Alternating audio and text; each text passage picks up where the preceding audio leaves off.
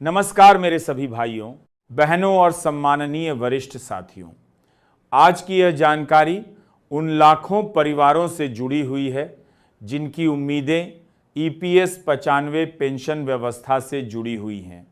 पिछले कई वर्षों से देश भर के पेंशन भोगी लगातार यह मांग उठा रहे हैं कि उन्हें ऐसी पेंशन मिले जिससे वे अपने जीवन की आवश्यक जरूरतों को सम्मानपूर्वक पूरा कर सकें।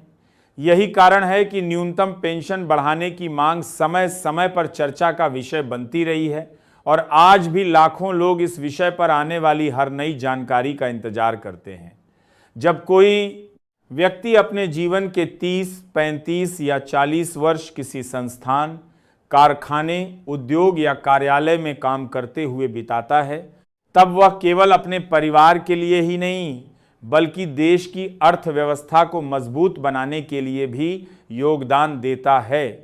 अपने जीवन के सबसे महत्वपूर्ण वर्ष काम करते हुए बिताने के बाद हर व्यक्ति यह उम्मीद करता है कि सेवानिवृत्ति के पश्चात उसे ऐसी आर्थिक सुरक्षा प्राप्त होगी जिससे उसका बुढ़ापा सम्मान के साथ गुजर सके। लेकिन अनेक पेंशन भोगियों का कहना है कि वर्तमान समय में बढ़ती महंगाई, दवाइयों के खर्च, स्वास्थ्य संबंधी आवश्यकताओं और दैनिक जरूरतों को देखते हुए वर्तमान पेंशन राशि पर्याप्त नहीं है। देश के विभिन्न हिस्सों से लगातार यह आवाज उठ रही है कि वरिष्ठ नागरिकों के लिए सामाजिक सुरक्षा व्यवस्था को और अधिक मजबूत किया जाए। पेंशन भोगी संगठनों का तर्क है कि समय के साथ जीवन यापन की लागत लगातार बढ़ी है। बिजली, पानी, गैस, दवाइयाँ, जांच, अस्पतालों का खर्च और अन्य आवश्यक वस्तुओं की कीमतों में वृद्धि हुई है। ऐसे में पेंशन राशि को भी समय की ज़रूरतों के अनुसार पुनर्विचार के दायरे में लाया जाना चाहिए।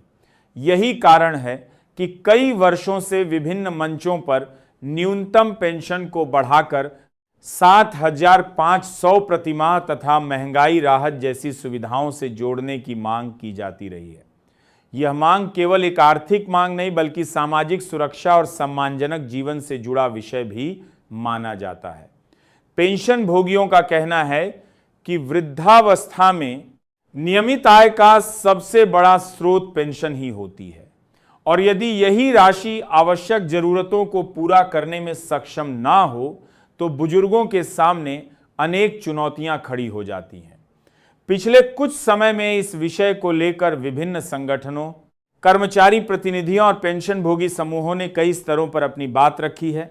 ज्ञापन दिए गए, बैठकों में विषय उठाया गया, विभिन्न जनप्रतिनिधियों तक मांग पहुंचाई गई और सामाजिक सुरक्षा व्यवस्था को मजबूत बनाने की आवश्यकता पर जोर दिया गया।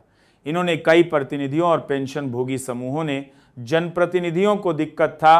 प्रयासों का उद्देश्य यह सुनिश्चित करना है कि बुजुर्ग नागरिकों को भविष्य में बेहतर आर्थिक सहायता मिल सके।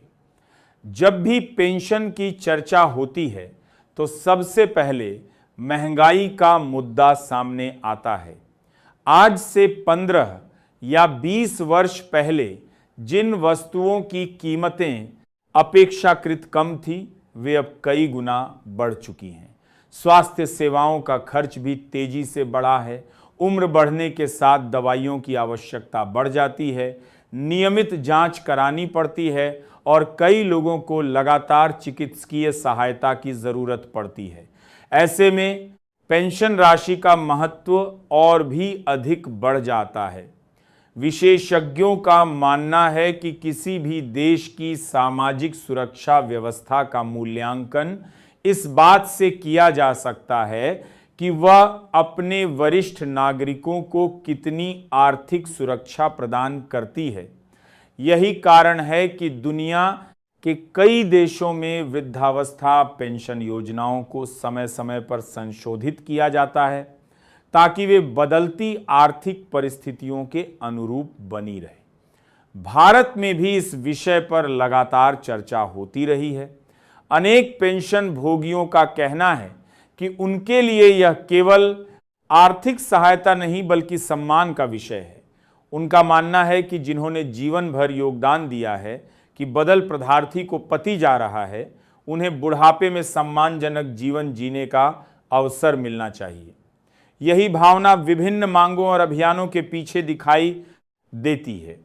इस पूरे विषय का एक महत्वपूर्ण पहलू स्वास्थ्य सुविधाओं से भी जुड़ा हुआ है। अनेक वरिष्ठ नागरिकों का कहना है कि वृद्धावस्था में सबसे अधिक खर्च चिकित्सा पर होता है। यदि चिकित्सा सुविधाओं को अधिक सुलभ और किफ़ायती बनाया जाए तो इससे लाखों परिवारों को राहत मिल सकती है।